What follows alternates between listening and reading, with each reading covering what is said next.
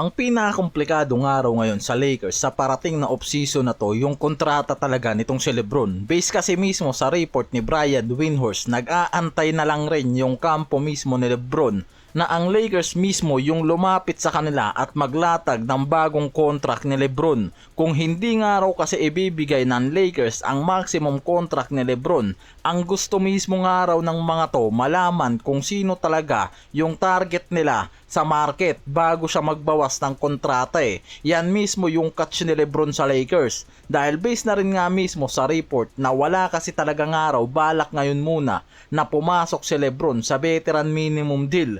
Kaya kung balak nga raw talaga ng Lakers pabalikin siya sa susunod na season, it's either pay cut around 35 to 40 million salary range ang ibibigay nila. Pero gusto muna nga raw ni LeBron na malaman ang magiging lagay ng roster nila bago tanggapin yan. Kailangan niya makita yung malaking upgrade na mangyayari. Parang may trauma na kasi si LeBron na mag-pay cut eh. Last 2024 kasi nag-pay cut yan sa Lakers para makagalaw sa off-season at makabuo ng contender team. Pero ang problema, walang nangyaring roster upgrade eh. Halos nasayang yung 3 million na pay cut niya.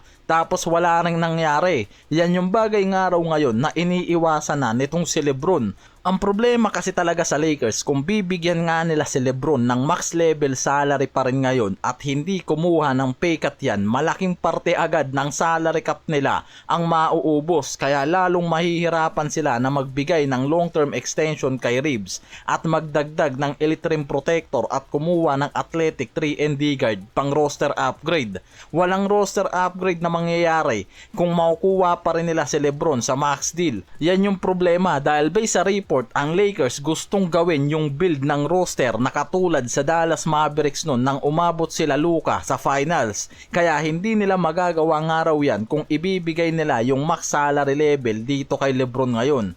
Kaya kahit gusto ng Lakers na mag-focus sa future ni Luka at Reeves, hindi rin ganun nga raw kadali na mawala si LeBron sa kanila. Walang return sa free agency tapos mawawalan pa sila ng player katulad nitong si LeBron. Kapag umalis si LBJ nang walang kapalit, wala silang makukuwang asset, wala silang makukuwang draft picks at walang salary matching na mangyayari para sa contract. At mawawala agad itong si LeBron sa kanilang franchise, pero magbubukas naman sa kanila yung malaking cap space dahil sa contract niyan. Kaya hindi rin naman nga raw talo ang Lakers eh, pero sa market pwedeng bumaba agad yung viewership nila kung mawawala si LeBron eh.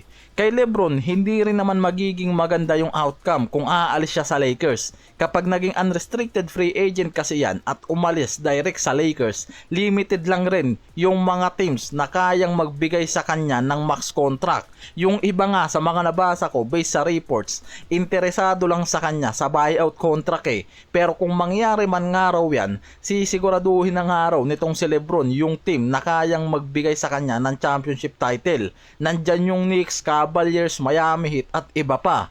Kaya talagang kung mangyaring pumasok sa buyout, siguradong contender team agad yung lilipatan niya. Kaya dito pumapasok pa rin yung Cavaliers scenario. Walang iba eh. Base kasi kay Brian Windhorst pa rin. Ang Cavaliers wala rin namang halos cap space para direktang papirmahin si LeBron sa market. Ang kaya lang nilang ibigay maliit na contract kumpara sa kinikita niya ngayon. Kaya kung gusto nga raw na bumalik yan sa Cavaliers habang pinapanatili ang malaking sahod, maaaring kailangang gamitin ng Cavaliers ang sign and trade arrangement. Kung sign and trade kasi mismo nga raw ang gagawin ng Cavaliers at Lakers, mas realistic na makukuha nila pabalik sa kanila itong si LeBron. Pero kailangan nilang isakripisyo itong si Jarrett Allen kasama yung isang draft pick dahil malaki yung pangangailangan nga raw ng Lakers sa isang rim running center.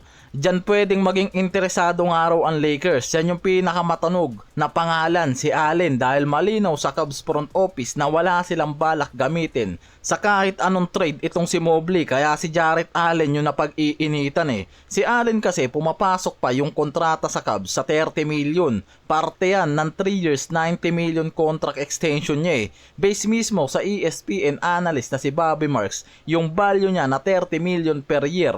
Pasok nga raw para dito sa value ni LeBron, lalo na kung papasok siya sa sign in trade. Kaya kung pipirma si LeBron ng bagong kontrata sa Lakers tapos ititrade siya sa Cleveland Cavaliers, Halos magkapareho yung salary number para maging legal ang trade sa ilalim ng CBA rules ng mga to. Kaya nagiging natural sa matching contract si Allen ngayon para kay Lebron.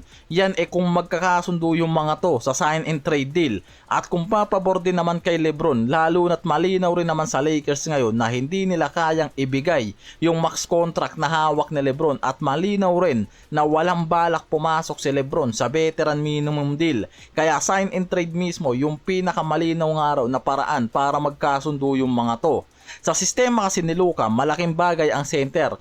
Kaya iyan din mismo yung pinapriority ng Lakers na makakuha Kayang sumalo ng alley-oop, mabilis bumaba sa rim at hindi kailangan na maraming bola para maging effective. Ganyan klase itong si Allen Ito mismo yung nagiging malaking bagay kay Luka kasama yung mga center tulad nila Derek Lively at Daniel Gafford nun sa Dallas. Kaya maraming analyst ang naniniwalang bagay si Allen kasama si Luka.